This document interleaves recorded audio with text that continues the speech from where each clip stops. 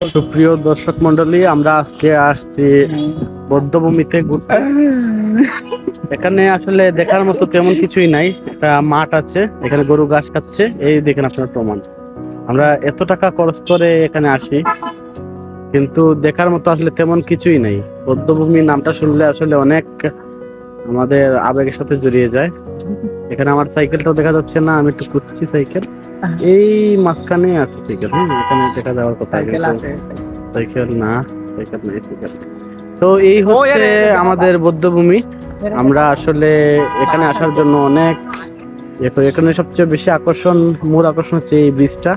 ব্রিজটা আসলে অনেক সুন্দর, যদিও নিচ দিয়ে যদি একটু পানি টানি থাকতো, নদীর মতো লাগতো বা খালের মতো লাগতো, যদি তাহলে আরো ভালো লাগতো। এই ফুল গাছ, এখন ফুলের মৌসুম, তাই ফুল থাকবে এখন। খুব সুন্দর ফুল গাছ। আর এই হচ্ছে বধ্যভূমির যে টাওয়ার, এই টাওয়ারটাই বধ্যভূমির কে প্রেজেন্ট করে আর কি। তো এই হচ্ছে বধ্যভূমি। আর এখানে একটা ইয়ে আছে,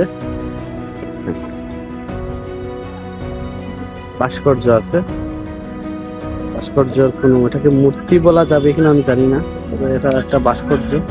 এটা একটা স্বাধীনতা যুদ্ধের একটা আকর্ষণ, আকর্ষণ না, সরি। আচ্ছা, এটাই হচ্ছে আমাদের বধ্যভূমি। তো এখানে কি দেখি, এর আগে আমি আসছিলাম, ভুলে গেছি, এখানে মনে হয় কবরস্থান হতে পারে। গতবার যখন আসছিলাম তখন মনে নাই আসলে কি। যেহেতু আসছি, আবার দেখেই যাই এখানে কি কি আছে। তো আপনারা দেখতে থাকেন এবং লাইক, কমেন্ট, সাবস্ক্রাইব করে এবং ফলো দিয়ে রাখেন, যাতে নিয়মিত আমাদের চ্যানেলের নতুন নতুন আপডেট পান।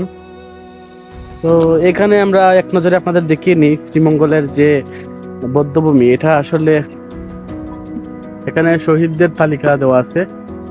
শ্রীমঙ্গলের বর্তমান বিজিবি ক্যাম্প সংলগ্ন 71 বধ্যভূমি, বীর মুক্তিযুদ্ধ শহীদদের তালিকা, নামের তালিকা আর কি। শহীদ আব্দুল মুকিত, এখানে আছে গ্রাম মুকিত। আচ্ছা, আমি একটু বলার চেষ্টা করি।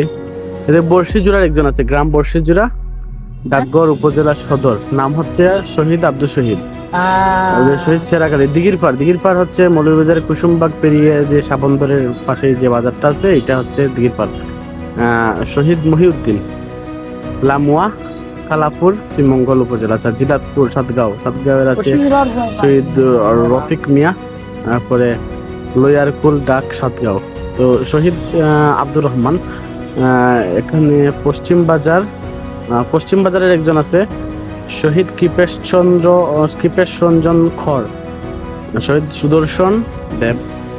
তো আমি এখানে বুঝতেছি না, এখানে সব হিন্দুদের নাম সব এক পাশে, সব নিচের দিকে, যেমন আপনারা দেখতে পাচ্ছেন এখানে শহীদ কৃপেশ রঞ্জন খড় এবং সুদর্শন দেব, শহীদ সমীর চন্দ্র সৌম্য। তো এখানে তিনজনই হিন্দুদের নাম নিচের দিকে কেন? মানে এটা কি, মানে কোন হিসাবে তোলা হয়েছে? হিন্দুদের কি আলাদা করে দেওয়া হয়েছে মুসলমান থেকে, বা মুসলমানদেরকে কি আলাদা করে রাখা হচ্ছে? এটা আমি আসলে জানি না কোন ফরম্যাটে ওরা সাজাইছে এটা। আচ্ছা, যাই হোক, এটা নিয়ে আমি বিতর্ক সৃষ্টি করব না। সব থেকে বড় কথা হচ্ছে এখানে ক্রমিক নং। আচ্ছা, এটা কোনো বিষয় না। চিরঞ্জীবী মহান মুক্তিযোদ্ধা এবং নাম না জানা আর অনেক শহীদ এখানে সাহিত্য আছে। আচ্ছা, ঠিক আছে, তাহলে ভালো থাকবেন। আমরা এক নজরে দেখে নিলাম